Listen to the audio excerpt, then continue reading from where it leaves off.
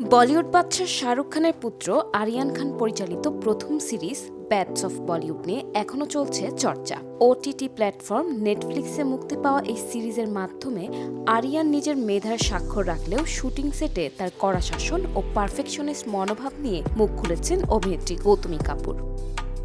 সম্প্রতি মুম্বাইয়ের এক সংবাদ মাধ্যমকে দেওয়া সাক্ষাৎকারে তিনি আরিয়ান খানের পরিচালনা এবং জ্যেষ্ঠ অভিনেতা ববি দেওলের বিরক্ত হওয়ার নৈপথ্যিক কারণ শেয়ার করেন। গৌতমী কাপুর জানান, সিরিজের স্ক্রিপ্ট রিডিং সেশনের দিন তিনি প্রথম আরিয়ানকে দেখেন।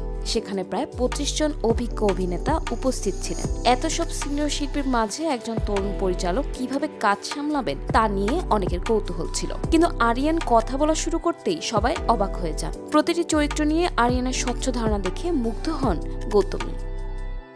তিনি বলেন, যে ছেলেটি নিজেই সিরিজটি লিখেছে এবং পরিচালনা করছে, এই বয়সেই তার এমন পরিপক্কতা সত্যিই অবিশ্বাস্য।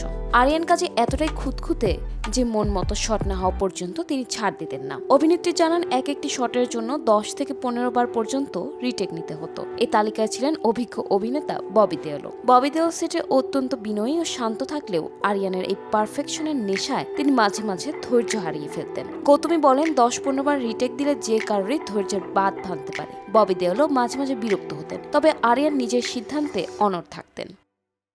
2024 সালে মুক্তি পাওয়া ব্যাডস অফ বলিউড সিরিজ মুক্তির আগে থেকেই আরিয়ান খানকে নিয়ে নানা ধরনের আলোচনা সমালোচনা চলছিল। তবে প্রথম সিরিজের সাফল্যের পর সে বিতর্ক অনেকটাই ফিকে হয়ে গেছে।